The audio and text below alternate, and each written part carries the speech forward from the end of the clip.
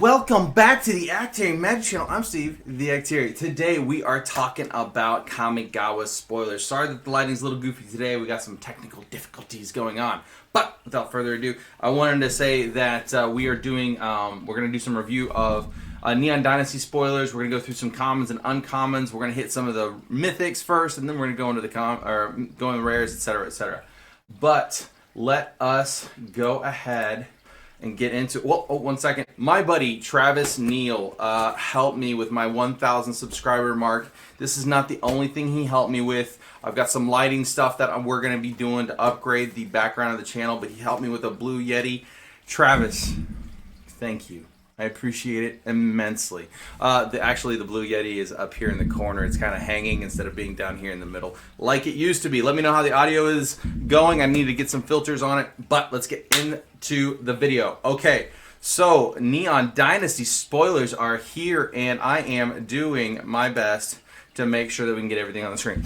Okay, so the really cool dragons. We've got just some bananas cool dragons. So all of these have death triggers, just like the original Kamigawa dragons did, like Yosei, Ryusei, what's his name? Kokusho, all of those great dragons. But now we have, the first one we had was Atsushi, the Blazing Shoal, which whenever it dies, you can either exile the top 2 cards of your library, you get to play them until the end of your next turn, or create 3 treasure tokens, really fantastic. Or there's Ao, the Dawn Sky, which is brand new. It says whenever it dies, choose one. Look at the top 7 cards of your library. Put any number of non-land permanent cards with total mana value 4 or less from among them onto the battlefield. Holy crap. Put the rest on the bottom of your library in a random order. For the other one is put 2/1/1 counters on each permanent you control that's a creature or a vehicle. I think that dude is sweet. I have so many different brews that I'm thinking about putting him into, or her. Well, I don't know, whatever it is. A really freaking cool card. But then we've got Boseiju, who endures. Holy crap, let's take a look at this one. So this one is sweet. Oh my goodness, if you can see it on the screen, this is sweet, okay? So, I'm going to get it all in there. Anyway, so Boseiju endures. If you're not familiar with the original Boseiju who shelters all it prevents your sorceries and instants from being countered. This one's radically different. It doesn't come into play tapped. The previous one did. And it says channel, which is basically kind of like cycling. It says for a green and a generic, it says discard Boseiju who endures. Destroy target artifact, enchantment, or non-basic land an opponent controls. That player may search their library for a land card with a basic land type. Put it on the battlefield, then shuffle. This ability costs 1 less to activate for each legendary creature you control. For 1 green, you can just get rid of that thing. Now, what's awesome about this is it can be basically run in any green deck. Any deck that has green at all. It's fantastic. It's amazing. If you don't need it to nuke something, you just play it as the land. Or if you happen to have the bounce lands, what are they called? What do they call them? Azorius Chancery, those kinds of lands. The ones that whenever they enter the battlefield tapped, or they and then they tap for 2 mana. Okay, I forget what are those called. Oh my goodness, leave a comment in the description about what they're called. But next up, let's keep going here, shall we? Alright, so let's get that back to our normal size. Oh, come on, for the love of Pete. Okay, we're going to keep going.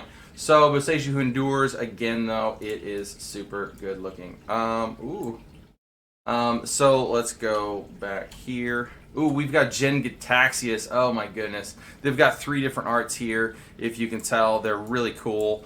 The dude is bananas. We've got, I think, 2 of the Praetors so far on this world.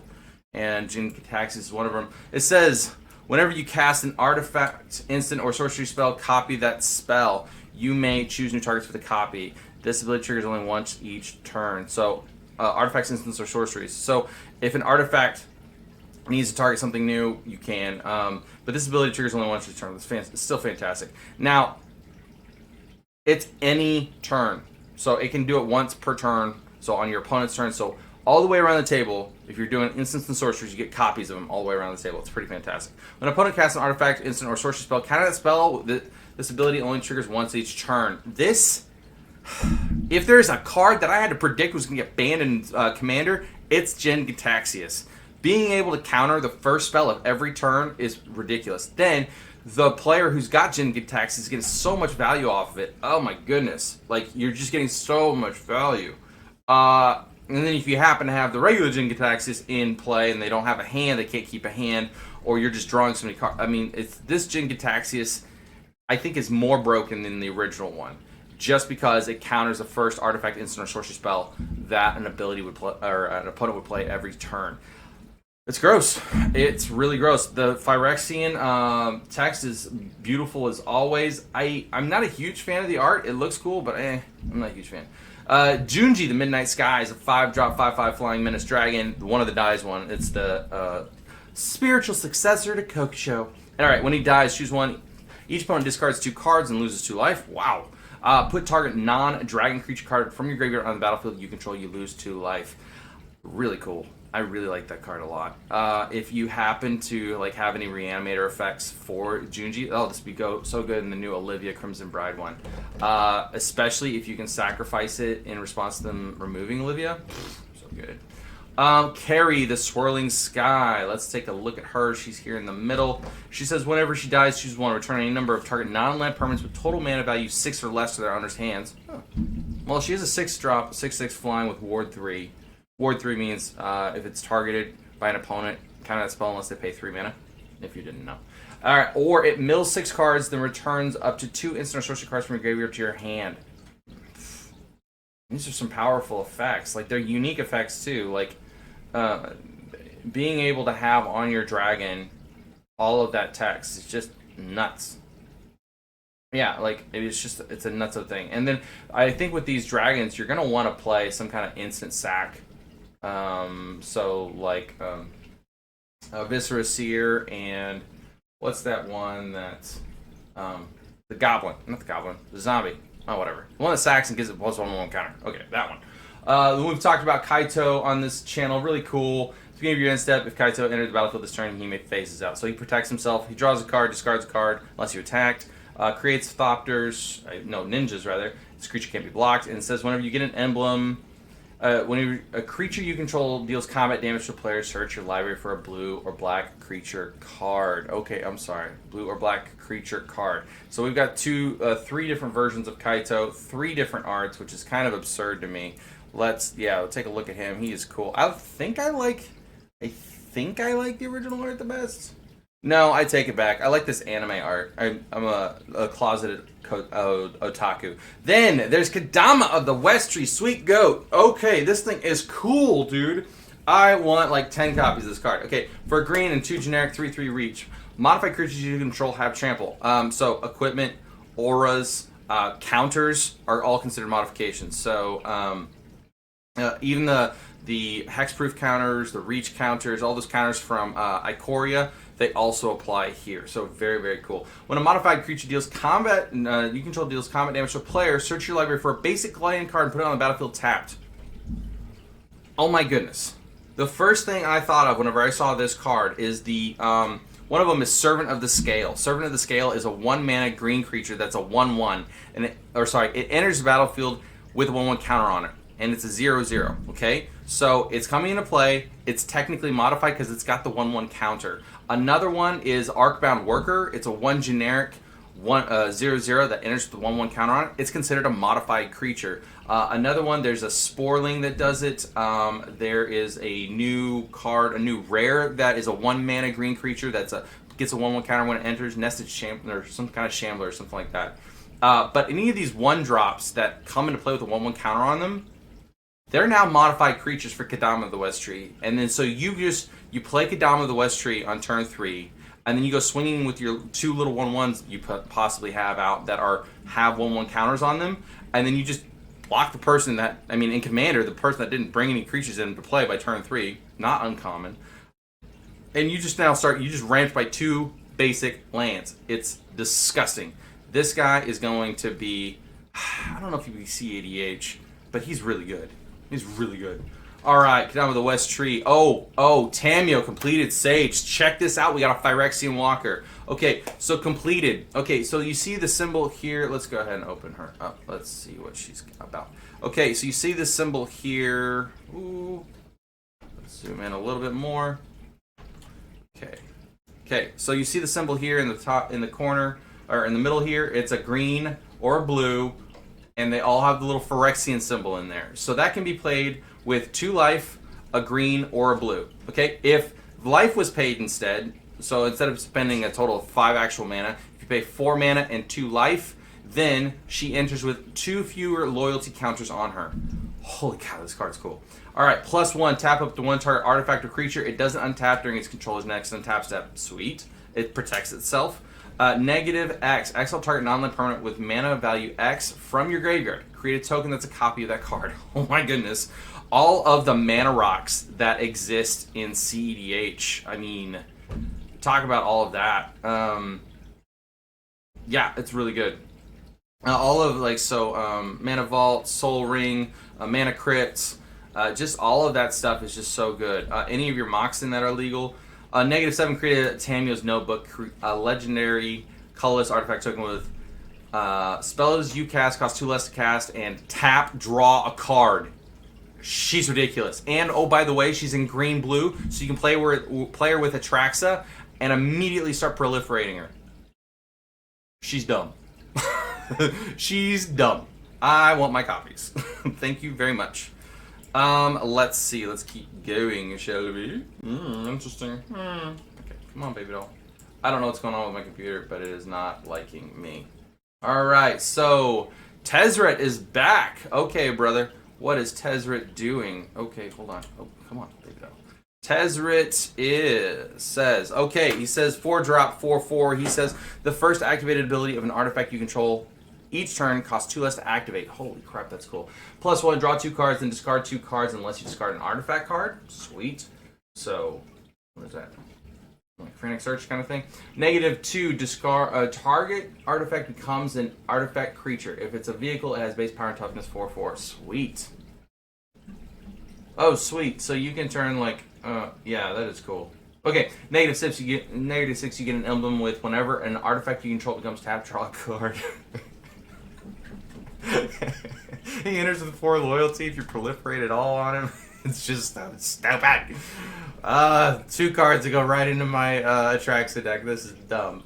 Alright, Kami War. We've talked about this one before. It exiles non-land permanent opponent controls, returns up to 1 target non-land permanent to its owner's hand. That is, each opponent discards a card. Exile this saga, then returns to battlefield transformed under your control. Let's see what it flips into. It flips into, my cat is losing his mind. It flips into a 6/6 flying trample, all colors. In order to attack defending player, choose a non-land card in your graveyard. Return that card to your hand. Ogachi made manifest gets +X/+0 until the turn where X is the mana value of that card.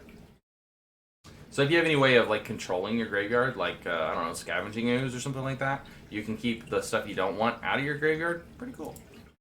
Let's see. The Wandering Emperor. I can't wait to get a copy of this one.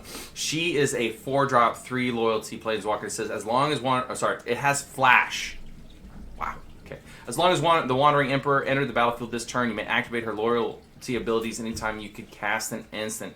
Super, super awesome. So you flash her in at the end of his turn. You +1 her or -2 her. Awesome on their turn. Then you untap, get to do her again. So you can only use her ability 1 time in the turn as per normal Planeswalker rules unless you have some modification. +1, put a 1/1 counter on up to 1 target creature against first strike until end of turn. She can be used as a combat trick. It's cool. -1, create a 2/2 white samurai creature token with vigilance. Holy crap. Exile target tapped creature. For -2, you gain 2 life. As a combat trick, you can just flash her into play. She's going to live through it because she's not being attacked. And they've already tapped their creatures. They've declared attackers. Now you flash her into play for 4. You -2 her. You untap. You get to plus her and go swinging. Ugh, she's so cool. I want copies. I think a lot of Timmies are out there salivating. Biting Palm Ninja. What the heck? He's a 3-drop, 3/3 ninjutsu, a black and 2 generic. Enters battlefield with a menace counter on it. Ooh. Whenever, so it's modified. Okay, cat, leave it alone. Okay, my cat's fiddling with the stuff in the back of my car. Okay, when it deals combat damage to a player, you may remove a menace counter from it. When you do, that player reveals their hand and you choose a non-land card from it. Exile that card. Ooh, exiled. Not discarded. That's good. Look at that hand. Holy crap, that hand is gnarly. Oh, you know what that reminds me of? Vampire Hunter D. Whenever he's got like the parasite in his hand. Yeah, that looks cool. That's cool. Alright, Goro, Disciple of Ryusei. It's a red, a generic Goblin Samurai. Oh my goodness, that is cool. Goblin Samurai Legend for 2. Oh my goodness. For a red, creatures you control gain haste until end of turn. Double red, 3 generic, create a 5/5 red Dragon Spirit creature token with flying. Activate only if you control an attacking modified creature. I am so into it. Oh my goodness, so into it. I want to make this as a commander. This is so much fun. I love it. Okay. Ooh, I can reanimate it with Alesha. Ooh. Oh, that is cool. Okay, cool. So Hidetsugu, we've already covered that one. He sacks creatures, he scries, he plays cards from the top of your library or exiles them, and you can play them. And then it deals damage to any target equal to the exiled card's mana cost. Cool. So many cool different arts. I mean, there's purple, red, green, blue. Very Ninja Turtle-esque, if you ask me. Ooh, and we have some of that, too. Invoke Calamity. It's a 5-drop, 1 generic. Whenever you cast up to 2 instant or sorcery spells with total mana cost 6 or less from your graveyard. Okay, you said you may cast up to 2 instant or sorcery card spells with total mana value 6 or less from your graveyard and or hand without paying their mana cost. If those spells would be put into their graveyard, exile them instead. Exile Invoke. Okay, wait a minute. Oh. I think this gets around the fact that the sorceries aren't instant speed. I think Invoke Calamity basically makes them instant speed. But you're spending 5 mana and 4 of it is all red? It's a hard sell for me. I mean, I'm sure that somebody wants it. I can't think off the top of my head what you really want to do with it, though. It seems like a strictly worse Underworld Breach. Oh, well, that's exactly what it is. It's strictly worse Underworld Breach and not even remotely close to Yawgmoth's Will. Okay, Invoke Despair. Okay, 5-drop sorcery. Again, 4 black. Wow. Target opponent sacrifices a creature. If they can't, they lose 2 life and you draw a card. Then repeat this process for an enchantment and a planeswalker. Ooh, gets rid of an enchantment. That's cool. So this one's useful. Invoke Calamity can flash stuff back, which is cool. Okay, I get it. But, oh, sorry, my bad. Invoke Despair, it says they can target opponent sacrifice a creature. If they can't, they lose 2 life and you draw a card. Repeat that process for enchantments and planeswalkers. It's very good, especially against that person that is doing a lot of creature shenanigans. Let me see. Invoke Despair. Man, look at all these different arts. They are going to town. How much money did they spend on artists? Oh, probably nothing. What is that? Okay. We're gonna look at that one. Okay, it is a 1 and X. It says instant. As an additional cost, you may exile any number of red cards from your hand. This spell costs 2 less to cast for each card exiled this way. Exile the top cards of your X cards of your library. Until the end of your next turn, you may play up to 2 of those cards. Okay, so here's what's interesting. At the end of your next turn, this card is absolutely good. It's amazing, actually. This is an amazing card. Yes, Joyful Procession. Okay, so what it's basically saying is additional cost to cast a spell, you may exile any number of red cards from your hand. This spell costs 2 less to cast for each card exiled this way. Say you have a bunch of red cards in your hand that are just dead. Well, if you pay, and it's an instant, so if you pay 1 and X, so you discard 3 red cards and you pay 1 red, your X is now 6, a total of 6. So you basically have a 7 casting cost instant on the stack. You exile then 6 cards from the top of your library, and then until the end of your next turn, you may play 2 of those cards. So you can play a land, or you can cast an instant or sorcery, or you can cast a creature. This is a really good card. It's a very, very good card. Okay. Wow, that's good. But it only says you can discard or exile red cards. Okay. Kodai, Soul of Kamigawa, is a 4-drop 3/3 flying flash. When it enters the battlefield, another target permanent gains destructible for as long as you control Kodai. Oh, it's a Warburg commander. It gets plus 5/5 until end turn for Warburg. I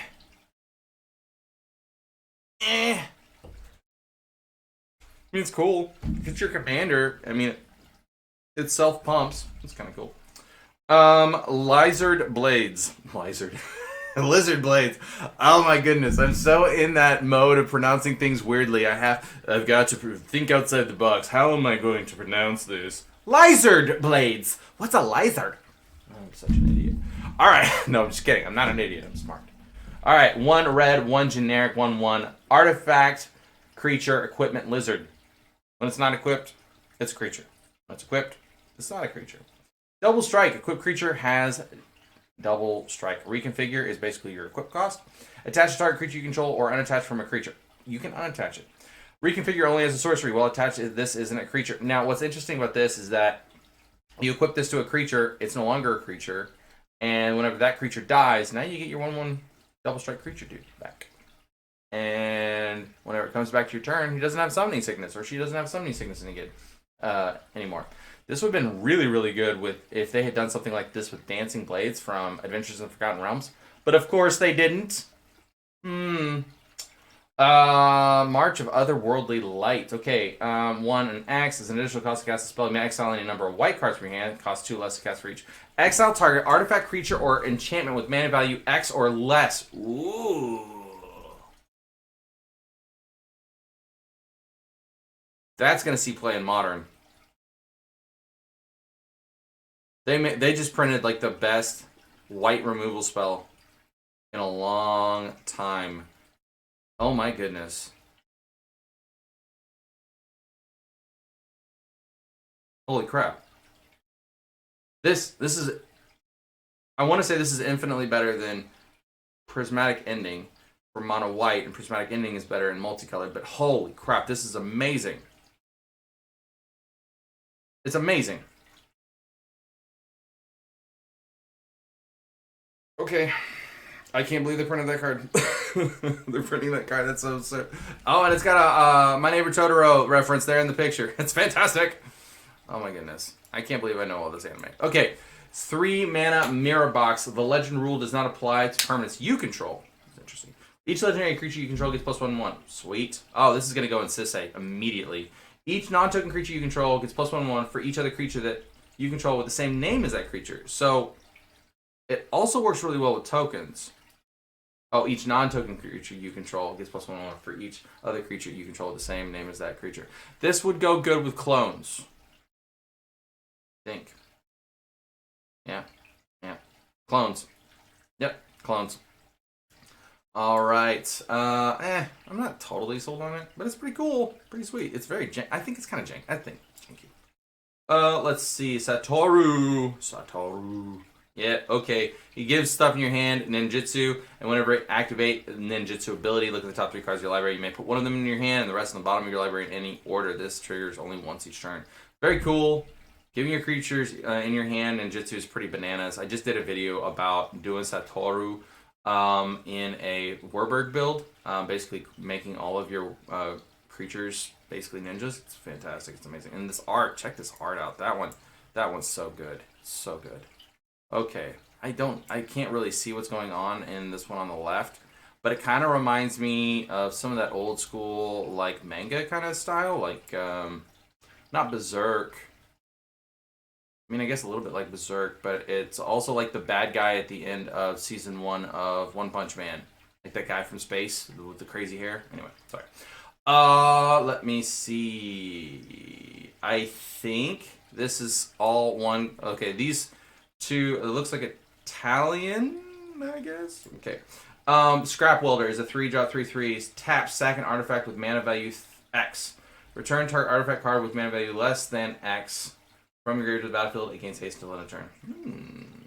That's pretty cool. Pretty cool, especially with an affinity for artifacts kind of stuff. It's only 3-drop.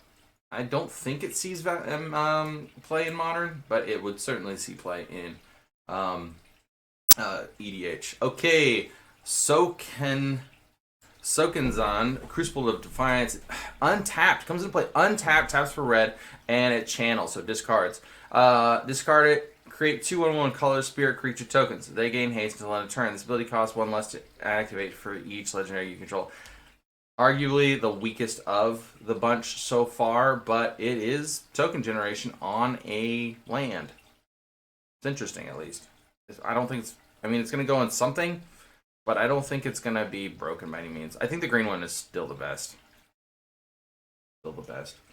Alright, Surge Hacker Mech, 4-drop, 5/5 menace. When it enters battlefield, it deals damage equal to twice the number of vehicles you control to target creature or planeswalker and opponent controls. I mean, I guess if you're in a strictly vehicle deck, great. But man, I mean, the art is sick. I mean, I love the mecha thing going on, but it is such a strange... I mean, we've gone to a really strange plane here on Neon Dynasty.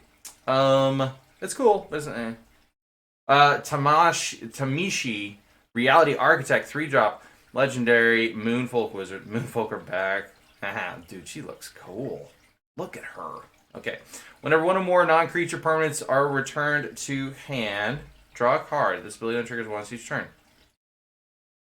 So if you're in a bounce control-y deck, you can draw cards on. So you just bounce other people's stuff on their turn, and then every turn, you're not losing the value of, say, a boomerang. So normally boomerang, you give up a card for some tempo. Well, this eliminates that card, that loss in parity with card, or loss in card advantage.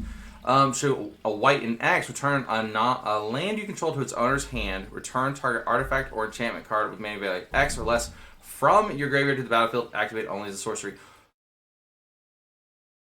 Stacks.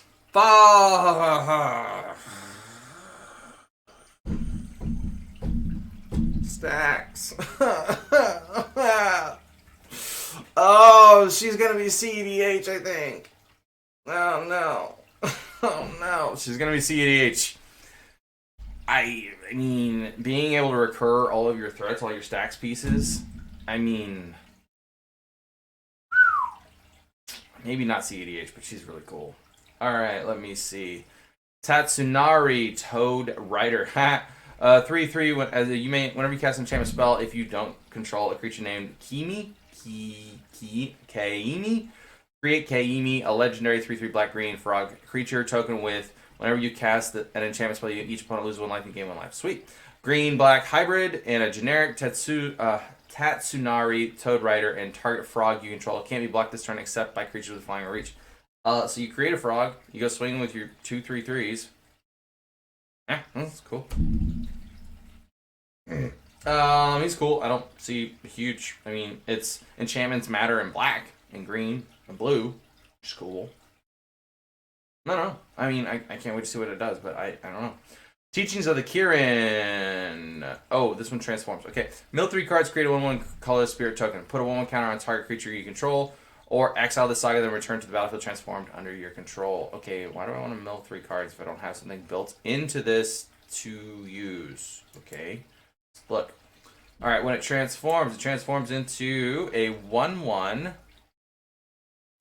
Whenever it attacks, choose 1. Exile target creature card from a graveyard. When you do, create a 1/1 colorless creature token. Okay, cool. Exile target non-creature card from a graveyard. When you do, put a 1 counter on target creature you control. Okay. Okay, you have me. Interested. How much did it cost to cast? 2? You put out a blocker, you start making things bigger, and then you flip it to make something that's exiling stuff from graveyards. But only when it attacks. It's not great. It's cool. I really like it. I'm gonna probably play it, but I don't think it's like, I don't think most EDH players want it, and I don't think most high tier EDH decks want it either. I think it. No, I won't even see play in Modern. Alright, Dragon, Kami Reborn, a 3-drop, 1 green, 2 generic. It says, you look at the first 2 lore counters. You gain 2 life, look at the top 3 cards of your library. Exile one of them face down with a hatching counter on it. Put the rest on the bottom of your library in any order. So you get 2 of these hatching counters. Face down. Exile the saga and return to the battlefield under your transform and control. Oh man, they're going to make me do this, are they? Okay, when it transforms, it goes... whenever... Dragon's Egg, Kami, or dragon you control dies, you may cast a creature spell from cards you own and exile with hatching counters on them without paying their mana cost.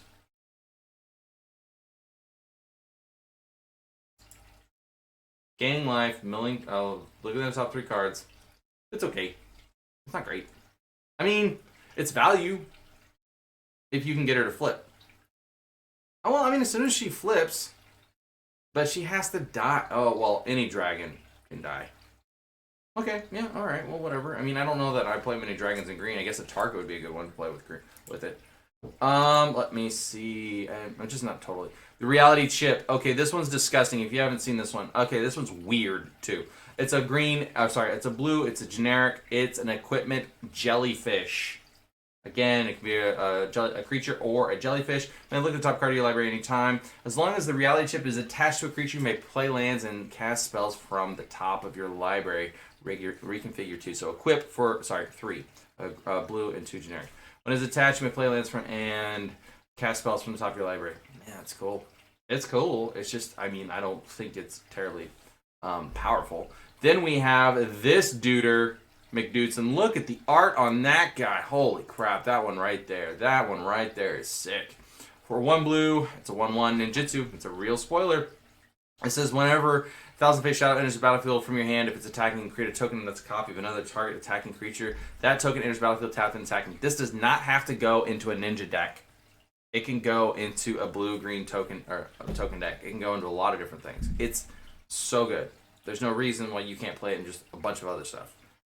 And it's got flying, so it's got evasion. So if you have some other way of bouncing it back to your hand that's not ninja or something, or you play a bunch of blue ninjas in your, I don't know. It's good. It's very good. Okay, guys, dolls, ladies, gentlemen, this has gone on way too long. There's so many spoilers, so much to keep up with. Thank you so much for coming out, y'all. I'm probably going to cut this video up short, but please like, share, comment, and subscribe. If you wanted to see the full video, let me know in the comments, and it gets more into the uncommons. But I love you guys. I hope you have a great day. Deuces. Where's my button? Ah!